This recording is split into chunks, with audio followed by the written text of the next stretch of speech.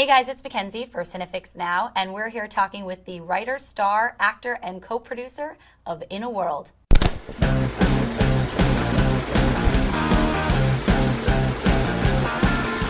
Hi, Lee. Hey, this is In a World.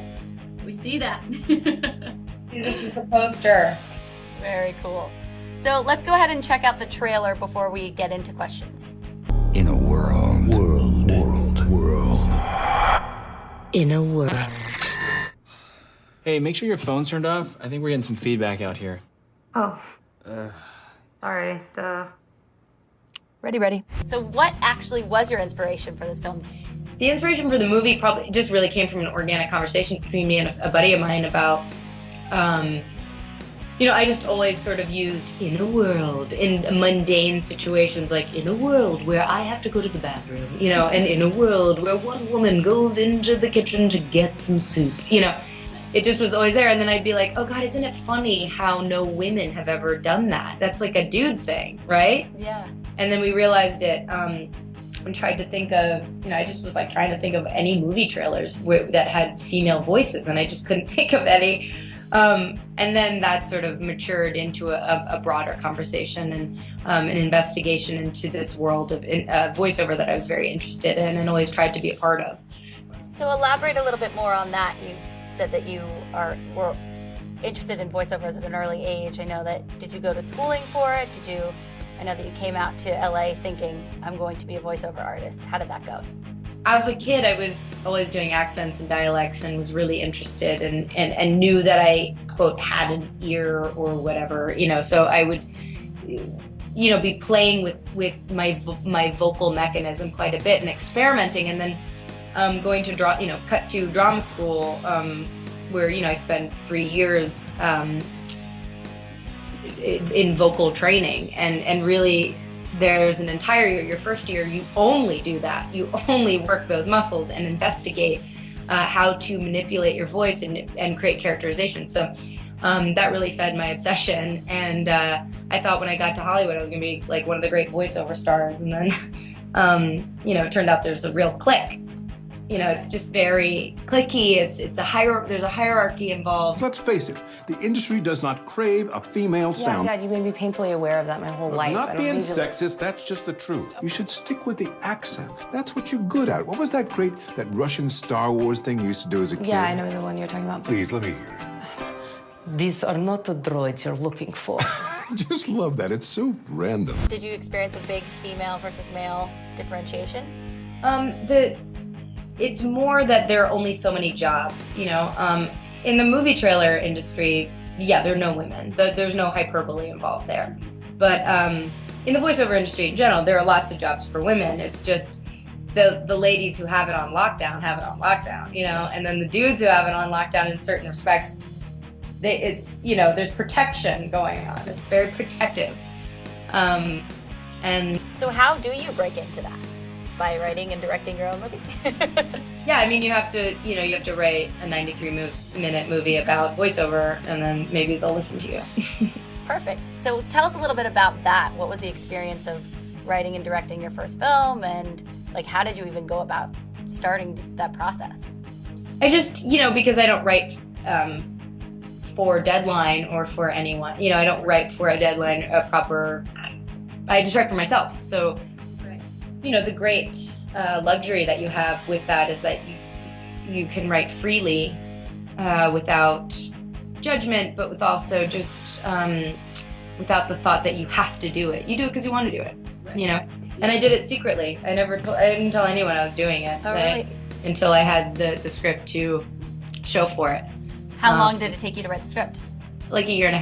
Wow. Years, yeah. So kind of just a side project. Yeah, exactly. That's awesome. I was passionate about it, but it was totally private. Who was the first person that you gave it to? I think the first person I gave it to was a writer friend of mine. Perfect. Just quietly, no pressure, but I just want to show this to you. Maybe my manager too. And then how did you go about starting the process and getting the talent involved and getting really the ball rolling?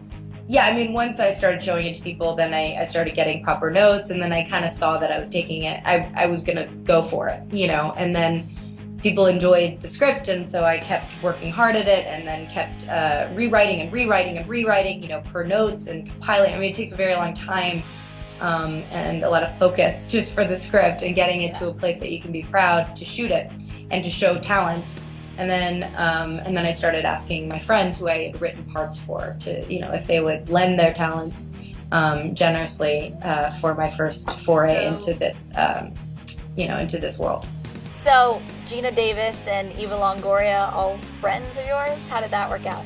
Yeah, so they actually, not Gina Davis. I had met Gina Davis on this movie, but I mean, you know, I wrote the part for Rob Corddry and Michaela Watkins straight up. Like, that was for them, always was for them. And it's written with their mouths in mind.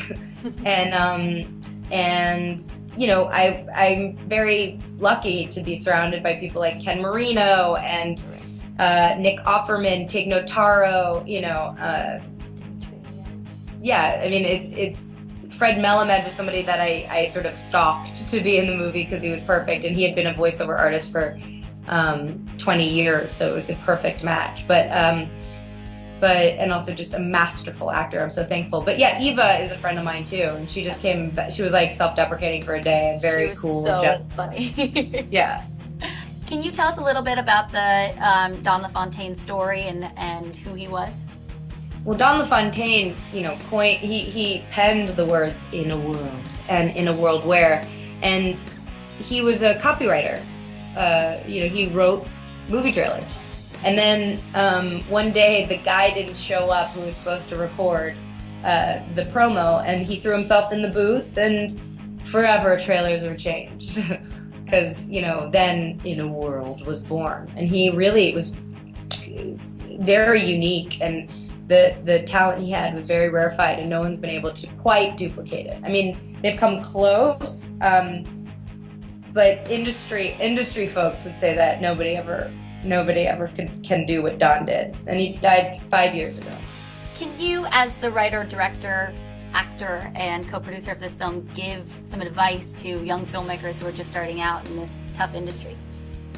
I mean, I always say that the best advice I could give is exposure. I learned how to make movies via the exposure I allowed myself to be surrounded by. Like, you know, I was in the trenches for 12 years as an actress, and you know, you have the opportunity. Obviously, I'm not saying he'll go be an actor for 12 years, but I'm saying if you can be on movie sets in some capacity, it is a great learning tool, because you need to see what a film set is before you write for it. You know what I mean? You have to understand the mechanism. You have to understand that it's a living, breathing machine. You have to know what each department is, and, you know, familiarize yourself with the types of decisions that are made. And you can only do that by putting in your hours, being on a set. So I always say, like, PA or do whatever, you know, be a grunt worker, do whatever. Go, you know, even if it's a commercial or anything. I mean, but pay attention and respectfully ask questions about what lens they're using, what's the difference between two lenses and what it evokes, and you know, just all kinds of technical questions, and listen to how the director's talking, and, you know, how they're managing that machine, because that really, I mean, that's where I learned. And what's next for you?